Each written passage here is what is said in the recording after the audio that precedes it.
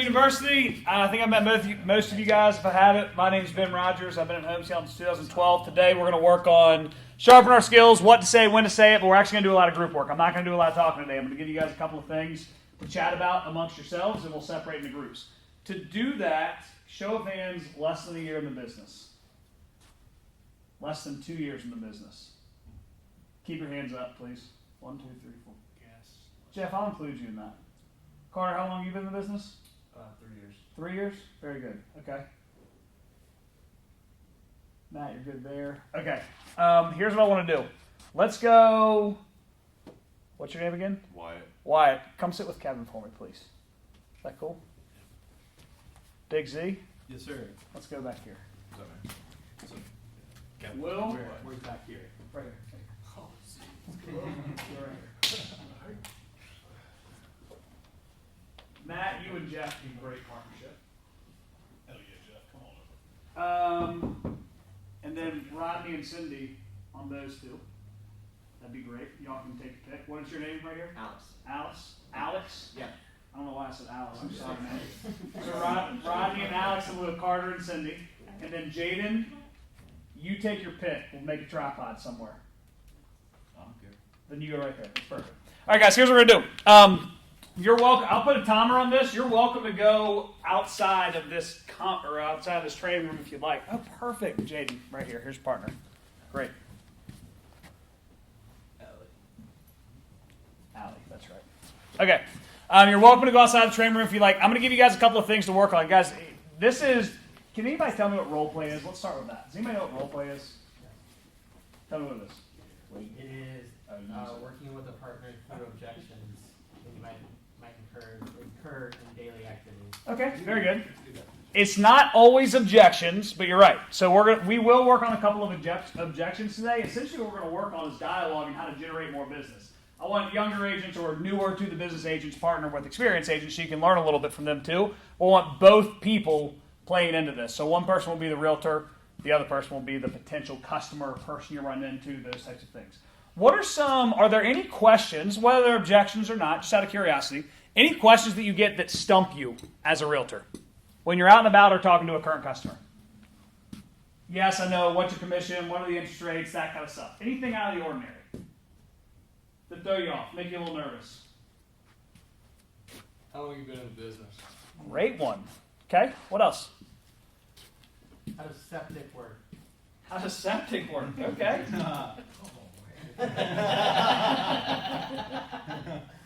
Okay, who else? How old are you? Right. Love it.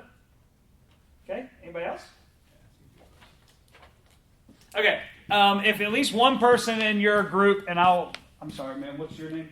Yvette. Yvette? Okay, I'm going to put you with somebody here in a second. We've already partnered up, but we'll get you with somebody and we'll get rock and rolling with it. I would like at least one person in your group to write this down for me, please.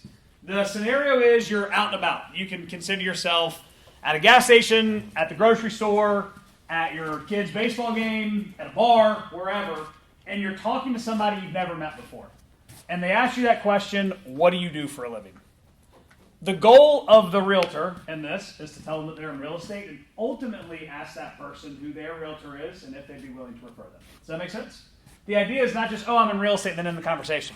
The idea is to work into the conversation that you're in real estate and that you're open for business. Okay? And obviously, if you're the person that's playing the potential customer, I don't want to sit here and say grill them, but quiz them a little bit and see how they respond to it, and then switch places. Then we're going to come back in here and debrief. Okay? And again, you can use all corners of the room, use the conference room, use a different office. Let's say it's 11:05 right now. By 11:11, we'll be back in here. Sound good? Yeah. All right, let's rock and roll, guys. Okay. All right, let me see real quick. Who thinks role playing is kind of awkward and kind of weird, kind of uncomfortable? Yeah, it's odd. It's really odd, especially if you actually know the person that you're talking to, right? The idea is to really, really battle through the awkwardness of it and keep talking through it, right? You cannot be successful in real estate without being able to have, or at least work on what they call the gift of gab, right? I do think there's a point where you overtalk someone's ear off and it becomes a turn off. That's my personal opinion. But at the same time, you have to be able to be comfortable talking to somebody specifically that you don't know. And then when you're talking to somebody you do know, you got to be able to answer some pretty difficult questions with some level of competency, right? Let's say that you're in a situation where you don't know. Who's this person asked a septic question? Okay, do you actually not know how a septic works? No, I know how a septic works. It's the law change and people asking questions about the law change and things like that. But it's also, we've covered it till the cows come home. Okay, well, but serious question for you. If you know nothing about it, and I'm a potential customer, and I say, how does the new septic thing work? What do you say? Hey, that's a fantastic question. Let me do this. I have a team who backs me. Let me ask them real quick a couple questions so I can make sure I'm coming to the table. It's exactly right. It's exactly what you say every time. Anytime you don't know the answer to something, always rely back to your team, to your broker, to your manager, so that you can provide the best possible service to the customer, right? That's awesome. Good job. Okay. Debrief on the last question, which is, what do you do for a living? What did you guys learn, other than the fact that role-playing is kind of awkward? Yeah. I think we don't do, well, at least Jeff and I talked about this, like, we don't go for the kill shot maybe as often as we show with people we don't know. Yeah. It's more so like conversation, we tell them what we do, wink, wink, like come back and see us hopefully sometime, but don't really set the hooks and Sure. ask the hard and important questions. Sure. Do you think that, I think something that I personally convince myself of often is like going for the kill shot, if you will. That becomes a turnoff and I got no chance if I do it that way. Do you guys think that's actually a real thing? No. I don't either. I think I convinced myself out of it, but I don't think it's a real thing. Because the worst thing they say is no. Right? I think that one of the largest dangers you can run into in real estate is literally saying this word, but conveying the message that you're too busy for somebody. It doesn't matter if you're doing one deal. I also don't think that if you're only doing one deal or you're looking for your first deal, I also don't believe it's good for you to act like you do a lot of deals, right? The more genuine and authentic you can be in conversation, the better. Similar to, I don't know how the new septic system works. That's a great question. Thank you for asking. I'm fairly new to that as well. Let me get all the right information and simplify it for you so that we can both understand it clearly, right? I think people appreciate the authenticity of it, right? Okay, who else learned something? That's a great point there, Matt. What else did you guys learn in your first little role play there? Wyatt? I mean, it was the first time I ever had a conversation like that at all. Yeah. So kind of just learned everything about Yeah. it. You're gonna learn a lot being partnered with Kevin. There's no doubt about it. But Get the gap. Yes, he has the gap. yeah, I mean, I guess I learned the approach to it, Mm-hmm. like how to kind of just talk into oh, what do you do, instead of just going, oh, what do you do for a living? Right. Just straight up. Yep. So I think something else to that point, and Dean does a great job of training on this, is when you are asked the question, what do you do for a living? Don't give a 5-minute speech on it, right? You want to be able to quickly say what you do, then maybe ask them a question and keep it kind of in that real estate sector, right? Maybe where do they live? Why are they here? Those types of things, right? All right, here's the next question, which you guys may have already worked this into your initial conversation. And there are a lot of sub-points to this question as well. But here's one that most of you guys get often. It's usually almost always a follow-up. For someone you don't know that asks what you do, and you tell them you're in real estate, what's usually the next question? How's the market? How's the market, right? You're also going to get that from current clients. What we normally do, what I have found a lot of agents do, is one of two things. They verbal vomit the shit out of it. Meaning they're just going to over-explain everything to things that they probably don't understand themselves, right? The second thing is they're going to be very negative about it. If you are negative to the question, how's the market, you may as well just walk out the door and end the conversation then, right? So in light of being positive about the market, let's role play that question. How's the market?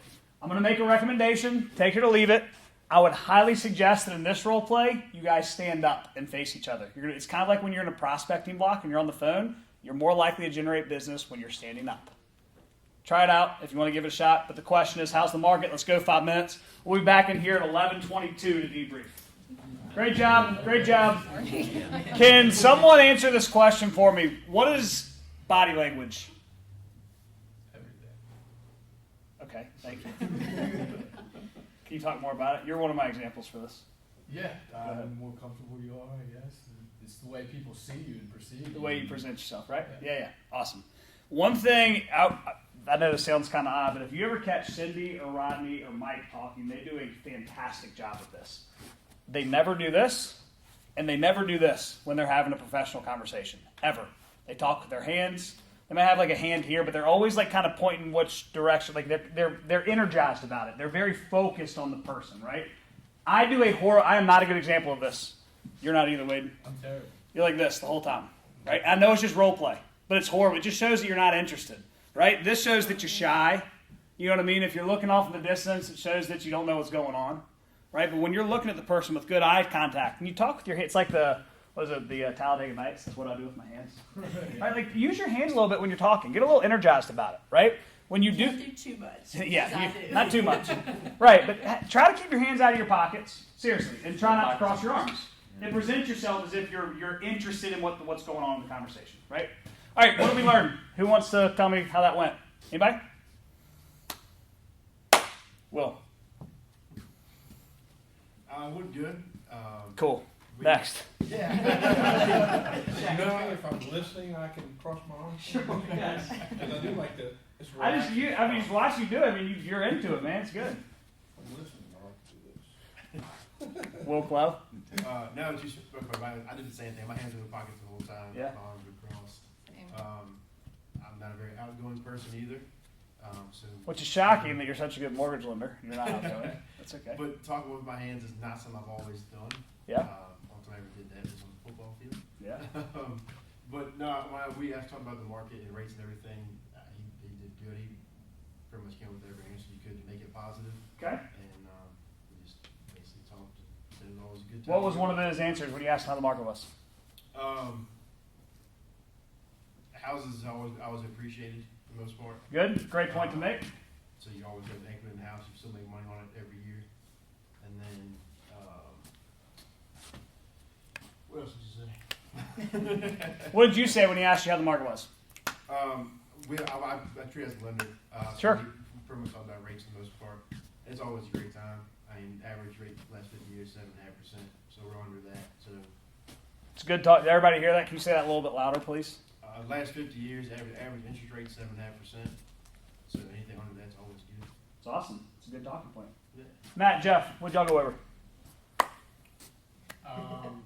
Matt made a great, I mean, we both said the market's great, obviously. Sure. Matt had said that the market has changed, but it's still great. If you want to sell your house, it needs to be in better condition. You're not going to just. Great point to make.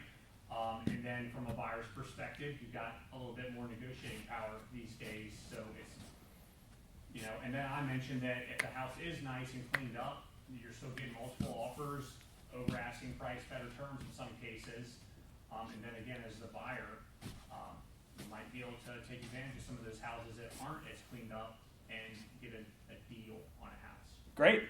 And it's only going to get better, is something I said. Rates are coming down, and the market's only going to get better going into the fall. That was his closing line that I loved. It was like positive, positive, positive.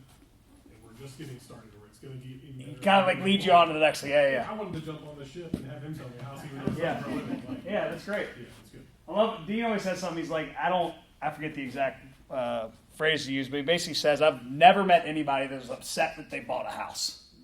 Right? Which is true. I mean, obviously we all have cranky customers, but you understand the point, right? Kev, Wyatt, Joe, anything? I'll say it's important to differentiate between, are you talking about buyers, sellers? Bingo. Yep. Yeah. Dean talks a lot about in objection handling classes to clarify what the objection is. Same thing. How's the market? Well, it depends. Do you know somebody interested in buying or somebody interested in selling? And before you know it, you've already asked for a referral. But then you clarify, and then you dive into that one a little bit, right? It's great. Anybody else want to share what they learned before we go on to the next question? Well, Carter shared a technique that I don't think enough of us are leaning Let's hear it. into, getting those closing costs to use the rate buy down. If they're Okay. using the rate as a huge objection, just say your loan officer can have ways to help you structure and still come out in a good position. Can you tell us how you answer that question? Like, shoot it to us live. Yeah, so I said, you know, one creative way to possibly make a home more affordable is to get your realtor to negotiate, help you negotiate for seller concessions to help buy your rate down, get your payment down. So, you know, a house at $400 with no seller concessions, the payment can actually be higher than if you went up to $410 and got $10,000 in seller concessions and used that to massively buy. Very your rate smart. down. Very smart. Does everybody understand that for the most part? Okay. When you're partnering with a good lender, too, usually you'll have a better understanding of that. All right, guys. Next one, we're going to do 2 more, okay? We're going to get you out of here about 11:40, 11:45 and go to Chipotle, okay? This one, I'm going to ask you guys, I don't know, it might still be raining, but I want you guys to at least separate within the office, exchange phone numbers, please, okay?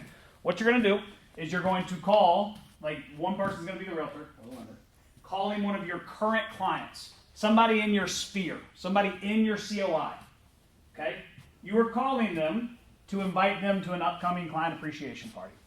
Your goal on that phone call, of course, you got to hit a little bit of small talk, right? And battle your way through that. I know it's awkward. I know it's role play, right?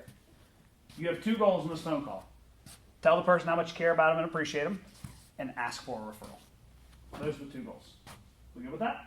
Okay, exchange numbers. Just separate wherever you need to throughout the office. Obviously, you can stay on the line the whole time, but make sure we swap roles on this. We're going to go. This shouldn't take long. We're going to go 5 minutes. 11:33. We'll be back in here. All right, guys. Good job. Good job. We're going to do 1 more. Okay.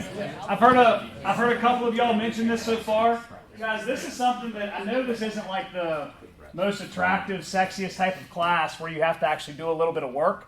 But this, I'm hopeful so far that it's inspired you and motivated you to actually work on your dialogue, work on your talk tracks when you're on the phone with folks or when you're meeting with folks to make sure that we're asking the right questions, right? You're never going to be perfect with this. And to be quite honest with you, role playing is so much more difficult than actually talking to somebody. So much more difficult. When you talk to somebody, just remember a few key points and just let it ride, right? All right, last thing, and then we'll debrief this last one, and then we'll go each Chipotle. I'm sorry if you don't like moving around. I would prefer this is a phone call situation again. If you feel like it's better use of time, just do it in person. That's okay too. All right. Here's the situation. You are calling a. Who here has not sold a house yet? Wow, you're brand new, right? So you haven't. Okay, that hasn't. Well, you've closed loads. All right. I'll help you with that in a second. You're in a group of 3, so this should be just fine. Okay. Oh, I'm sorry. Have you sold a house before? Fantastic. I'll help you guys all figure out something that's really good. Okay. You are calling somebody that is currently under contract to give them an update. Okay. The update could be no news, good news. Just calling you for a weekly update. Just touch base. Want to let you know that nothing big's happened. I'm still here and following everything. The update could be, hey, the inspection report came in. We have not received a repair request yet. When it does, we'll schedule time. Whatever the update is, you're calling a current client to give an update. Your goal, however, on this update phone call is to let them know that the best referral sources for you are current clients. Why is a current client the best referral source for you? Anybody? They're excited about. They're talking about it all the time. Telling all of their friends about it, right? Assuming that it's a good, easy transaction, especially when they're new into it. Like right when somebody goes under contract, at least that first week, they're fired up about it. Those are like prime for the picking to get referrals. They talk to everybody. So your goal as the realtor when you give that update is to remind them that part of their job being your client is to refer you, right? So we need to educate them on how to do that, okay? So we'll spend the last 6-7 minutes on that. We'll come debrief it. We'll go eat Chipotle. We good? Sweet. Let's rock and roll. Two points I want to go over real quick, and then I want to hear at least one person debrief their role play, please. The first is this. Going back to the question before about when you're inviting somebody to an event, okay? Well, this really goes for any kind of call, but I think this one specifically. A lot of times the trouble we run into when we want to sit down and just hammer out phone calls is that people don't answer the phone, right? Like you guys run into that often, I'm assuming, right? Especially if you're making sphere calls, COI calls, you're inviting to an event. Text those people and say, hey, I'm going to call you between 9 and 10. Hey, can I schedule a call with you between 11 and 1? Something like that. We all know that we're more likely to generate, the most likely to generate business face-to-face, right? And then voice-to-voice, meaning a phone call, right? If you're having trouble getting people on the phone, especially people that you know, text them and say, hey, can we talk at a certain time, right? And then when you're on the phone, ask for the business, right? Show the appreciation, things like that. On the current client side, who here has carried more than 3 or 4 pendings at a time? Okay, great.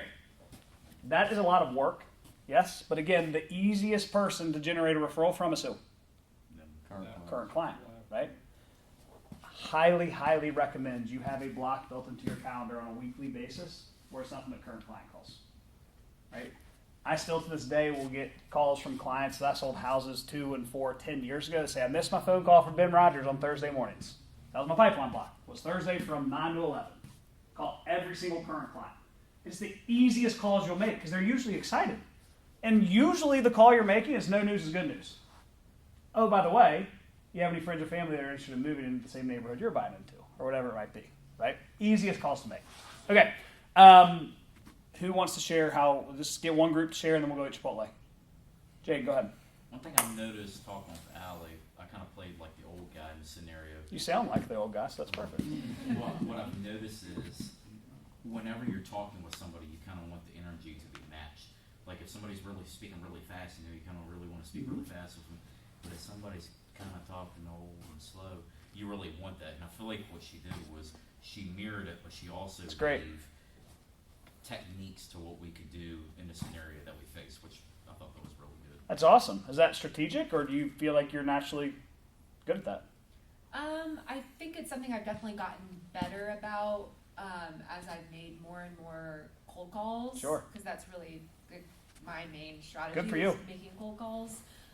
And when I first started, for sure, I would be talking very fast, and I would get really high pitched, like kind of shrill a little bit. Yeah, but it's definitely something I've tried to work on as I've made That's more awesome. and more calls. Yeah. Very good. Well, guys, thank y'all very much for being here. Next week, we're going to do much of the same. It's going to be focused a bit more on objection handling, but we're still going to partner up in small groups and work on this kind of stuff. Guys, this isn't the most fun thing you can do in real estate. If you work on it consistently, it will make you better as a real estate agent or as a mortgage lender. Okay? All right, Chipotle's ready. Let's rock and roll. Thanks, guys. Appreciate it.